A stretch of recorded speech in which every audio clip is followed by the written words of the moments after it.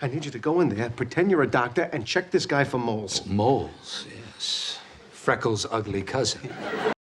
You know the neighbor, the one who treats your front porch like a public sidewalk, the one who hears your car door close and suddenly appears like they've been summoned by a bat signal made of gossip.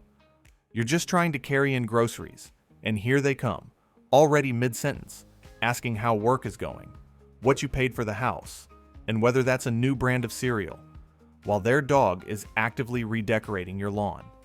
Sitcoms took that exact energy and turned it into comedy gold. Because the best TV neighbors aren't just next door. They're in your life.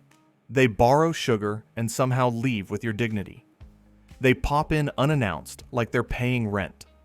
They have opinions about your marriage, your haircut, your curtains, and your entire moral character, usually in the same breath. And the truly great ones don't just support the story, they hijack it. The moment they step into frame, the episode gets funnier. The main cast tightens up. The tension spikes. The punchlines land harder. Sometimes the neighbor becomes so iconic, you start wondering why the show isn't actually about them. So today, we're counting down the scene-stealing neighbors who deserved their own sitcom. The busybodies, the war starters, the sweet weirdos, and the chaos gremlins who turned next door into the best seat in the house. Let's start with the queen of I Knew It herself. 10. Gladys Kravitz. Bewitched. Gladys Kravitz is the patron saint of mind your business violations. And that's exactly why she's perfect. She's not just a nosy neighbor. She's a full-time investigator with zero evidence and 100% confidence. If something strange happens on the street, Gladys isn't merely suspicious. She's already halfway through her testimony, pacing in her living room like she's preparing for court.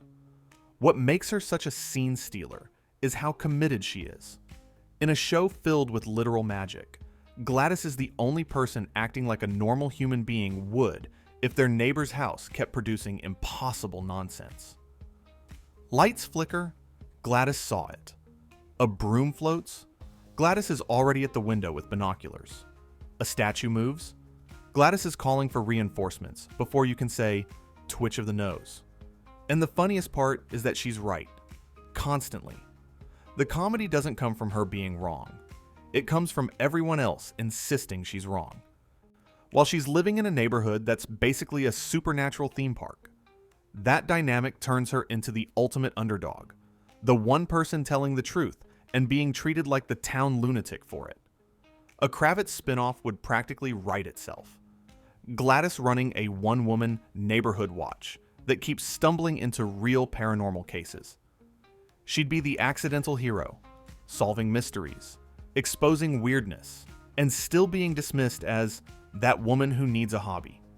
Meanwhile, she's out here protecting the block like the world's most exhausting guardian angel. Next up, a neighbor who didn't watch the chaos. She declared war on it. 9. Marcy D'Arcy, married with children. Marcy D'Arcy isn't just the Bundys' neighbor, she's their natural enemy. And not in a subtle, we don't get along way. This is full-blown sitcom combat. Insults as currency, grudges as a lifestyle, and arguments that start at a simmer and immediately escalate to, I hope your entire existence is inconvenient. Marcy steals scenes because she's the rare character who can stand toe-to-toe with Al Bundy and make him look like the one who needs to calm down. She's quick, sharp, and permanently offended, yet she keeps coming back for more, like it's cardio. Her moral superiority is hilarious because she doesn't just believe she's better than the Bundys. She believes it's her civic duty to point it out daily, loudly, and with maximum venom. What really makes Marcy spin-off worthy, though, is that she has range. She can be the uptight professional, the judgmental neighbor, the social climber, the person who's desperately trying to keep it together while the universe refuses to cooperate. And every time the Bundys pull her into their nonsense, she reacts like the last sane adult in a house full of raccoons wearing pants. A Marcy-centered sitcom could be her trying to create the perfect neighborhood, clean, classy, respectable, only for reality to keep slapping her in the face. She'd lead committees, organize events, push etiquette, and still end up dragged into chaos by the people she can't stop obsessing over. Because Marcy's real problem isn't the Bundys. It's that she needs them. They're her favorite hobby. And speaking of neighbors who bring out the worst in people, 8. Ned Flanders.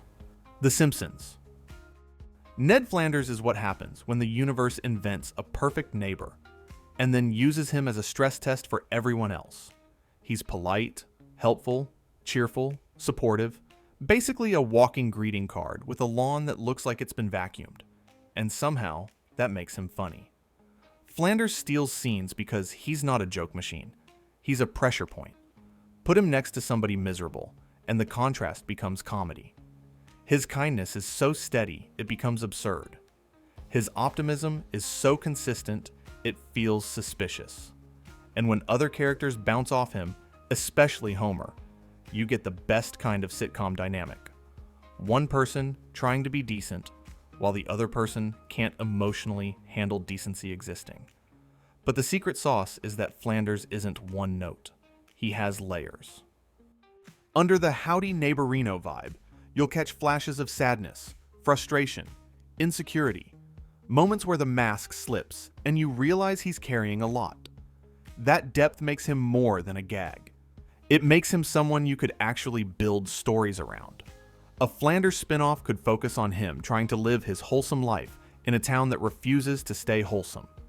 He's raising kids, dealing with loss, navigating community expectations, and constantly getting pulled into Springfield's nonsense because he's the only person who shows up on time and means well. It wouldn't even need to be cynical. The humor could come from Flanders trying his best in a world that's allergic to sincerity. And if the sweet neighbor is one side of the spectrum, the next one is pure mystery and quiet wisdom. 7. Wilson, Home Improvement.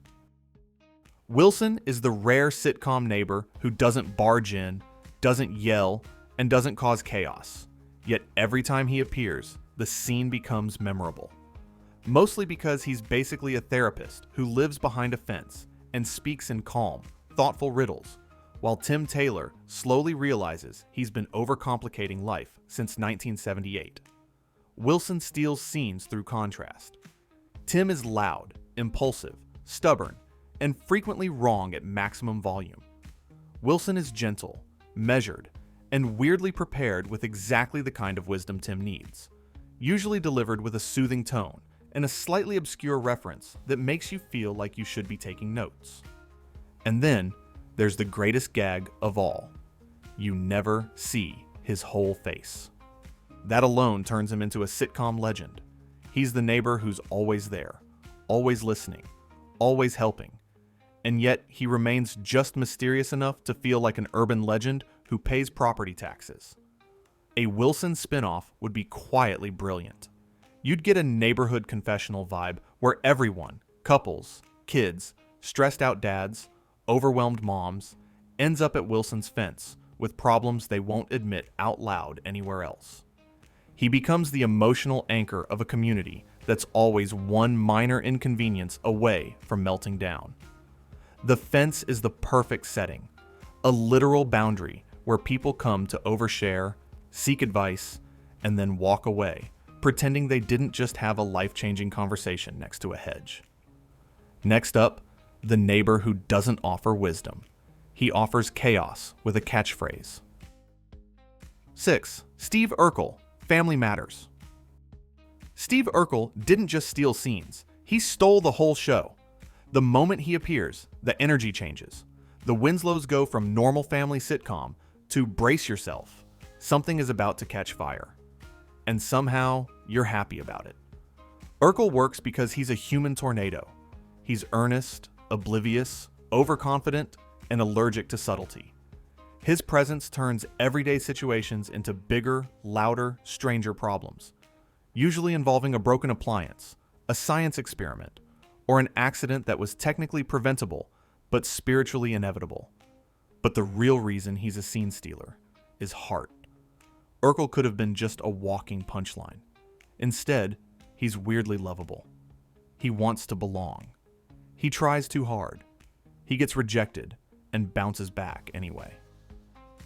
That mixture of chaos and sincerity makes him feel like a cartoon character who wandered into a real family's living room and decided he lived there now. A true Urkel spinoff could lean into his world beyond the Winslows. School drama, neighbor shenanigans, his inventions, and the way he accidentally becomes the center of every social situation he enters.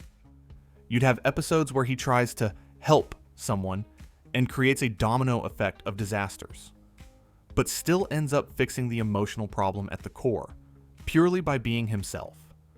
Basically, he's the engine. You give Urkel a simple goal: deliver a package, pass a test, impress someone, and it turns into a full sitcom plot with 10 twists. And speaking of neighbors who walk in like they own the place. 5. Kimmy Gibbler. Full House. Kimmy Gibbler is the neighbor equivalent of a surprise pop quiz. Unwelcome, confusing, and somehow unavoidable. She doesn't knock like a normal person. She just shows up, says something unhinged with full confidence, and leaves everyone else blinking like they just got hit with a gust of weird. She steals scenes because she has zero shame and infinite momentum. Kimmy doesn't fit the vibe of the Tanner house, and that's exactly why she's funny. Full House is warm, sentimental, and tidy. Kimmy is loud, awkward, unpredictable, and socially fearless. She strolls into a wholesome moment like, "Cool, I brought chaos," and then acts surprised that everyone isn't thrilled. But again, there's a sweetness to it. She's not malicious. She's just Kimmy. And the more people try to fix her, the funnier it gets. Because Kimmy is not a problem to solve. She's a natural phenomenon. A Kimmy spinoff would thrive on that energy. Imagine her navigating adulthood, jobs, dating, roommates, odd side hustles, still carrying the same unapologetic weirdness. Every week, she'd crash into normal people's lives, accidentally exposing their insecurities and making them confront how boring they've become. Kimmy would be the main character who doesn't change to fit the world. The world changes to survive her. Next up, neighbors who don't just show up. They move in emotionally and never leave. 4. Frank and Marie Barone. Everybody loves Raymond, Frank, and Marie Barone are the neighbors you fear when you buy a house close to family, because they don't live next door in the traditional sense. They live across the street in the spiritual sense, which means they're basically inside your home at all times, haunting your living room like judgmental ghosts with keys. They steal scenes because they operate like a two-person wrecking crew. Marie is passive-aggressive excellence, sweet tone, sharp blade. Frank is blunt chaos, no filter, no empathy, and somehow still the funniest person in the room when he grumbles. Together, they can turn a quiet dinner into an emotional hostage situation in under 30 seconds. And what makes them spin-off worthy is that their dynamic is already a sitcom. Marie has plans, standards, and expectations for everyone. Frank has complaints, laziness, and a deep commitment to sitting down. They bicker like it's their love language. They meddle because they can't not meddle. They don't visit. They arrive. A Frank and Marie spinoff would be about their daily life as the neighborhood's unofficial commentary team. Marie would be running the social order, church groups, neighbors, family politics. Frank would be resisting all effort, accidentally causing problems, and then acting like the victim of everyone overreacting. You'd also get to see them interact with people outside the Barone family. Because imagine Marie trying to help someone who actually pushes back, or Frank starting a feud with a random neighbor over something ridiculous like recycling bins. They weren't just funny. They were a full-time situation. Now, let's talk about a neighbor who doesn't barge in. He slides in politely and leaves with the best line. 3. Mr. Bentley, the Jeffersons. Bentley is one of those neighbors who enters a scene with manners, posture, and a calm little smile, and then quietly steals the moment without raising his voice. He's refined, proper, and just awkward enough to make every interaction feel like a polite social experiment. He works because he's a perfect contrast to the Jeffersons' high-energy, big personality world. When George is loud and brash, Bentley is calm and composed. When someone gets heated, Bentley stays mild, yet the mildness becomes its own punchline.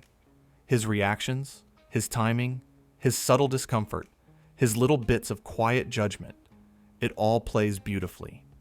And he's not just the nice neighbor.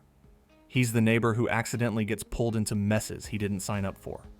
He wants a peaceful, dignified life in the building, and keeps getting caught in sitcom storms that slam through his door like they're late for rent. A Bentley-centered sitcom could be built around that concept. A cultured man trying to maintain his elegance while living among people who treat drama like a recreational sport. He'd be the reluctant participant in building politics, awkward misunderstandings, and unexpected friendships, always trying to keep things civilized while chaos keeps rearranging his schedule. And because Bentley is so polite, the humor would pop when he finally reaches his limit. Those rare moments where the refined neighbor reveals the tiniest hint of irritation, and it feels like a volcano politely clearing its throat. Next up, a neighbor who doesn't enter. He bursts in like the episode just started. 2. Cosmo Kramer. Seinfeld Kramer is proof that a doorway can be a punchline.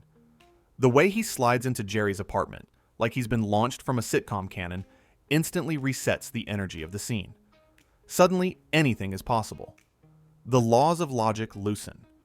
The episode becomes a playground for bad ideas. He steals scenes because he's unpredictable in the best way. Kramer doesn't think like normal people. He thinks like a man who's one conversation away from inventing a new career. He's got schemes, plans, connections, and a confidence that feels illegal. Half the time, he doesn't even have a goal. He just has momentum. And the beauty is that Kramer doesn't need much. Give him a tiny premise. He wants to fix something, try something, sell something, impress someone. And within minutes, he's in a whole new world with unexpected consequences. He's a walking plot generator. A Kramer spinoff would be pure episodic chaos. New jobs every week, accidental rivalries, bizarre friendships, and constant misunderstandings where Kramer somehow comes out on top without fully understanding how. It would feel like watching someone navigate life using intuition, vibes, and the occasional favor from an unnamed friend. But it would still work because Kramer isn't cruel. He's not cynical. He's a weird, enthusiastic human pinball, bouncing off the city and dragging everyone into his orbit. And if Kramer is the chaotic neighbor who bursts in, our number one neighbor is the one who steps in and makes it feel like the room temperature just dropped. 1. Newman, Seinfeld. Newman doesn't walk into a scene. He arrives like a villain in a melodrama. His presence instantly turns casual conversation into a standoff. He speaks like he's delivering a monologue to a courtroom, even when he's just complaining about lunch. And that theatrical intensity is exactly why he steals scenes. He's the perfect neighbor antagonist because he's petty in a way that feels personal. Newman's grudges aren't about big moral issues. They're about tiny slights that have somehow become a lifelong mission. He treats everyday life like a chess match, and he's always convinced he's 3 moves ahead, whether he is or not. The brilliance is that Newman can be evil, pathetic, charming, and ridiculous all at once. He's not a mastermind. He's a guy with a job, a complex, and a dramatic streak so strong he could narrate a paper cut like it's a tragedy. A Newman spinoff would be a sitcom about daily operations becoming absurdly high stakes. Mail carrier politics, neighborhood rivalries, side hustles, tiny bureaucratic battles treated like war campaigns. Newman would be constantly plotting, constantly improvising, constantly bumping into people who do not care about his grand narrative, making him even more determined to prove he matters. And the best part? You'd never be totally sure if Newman is actually competent or just loudly committed. Either way, you'd watch. Because the greatest sitcom neighbors don't just visit the story. They threaten to become the story. Conclusion: if sitcoms taught us anything, it's that next door is never just a location. It's a personality type. The best neighbors aren't background flavor. They're catalysts. They show up and suddenly the main characters have to react, adapt, defend themselves, or just accept that their day is now officially ruined. And that's why these scene stealers deserved their own shows. Each one had a built-in engine. Gladys had mystery. Marcy had war. Flanders had sincerity under pressure. Wilson had wisdom with a side of mystery. Urkel had chaos with heart. Kimmy had fearless weirdness. Frank and Marie had boundary-free mayhem. Bentley had classy discomfort. Kramer had schemes. Newman had melodrama and pettiness in equal measure. They weren't just funny in small doses. They were worlds you could expand. You could drop them into new situations, give them new problems, new rivals, new settings, and they'd still work. Because the core is strong. A great neighbor character doesn't need the main cast to shine. They bring their own weather system. So now I'm throwing it to you. Which scene-stealing neighbor did we miss that absolutely deserved their own sitcom? And if you had to live next door to one of these people for a year, who are you picking? And who are you moving away from immediately? Because somewhere out there, someone is opening their front door right now, and their neighbor is already mid-sentence.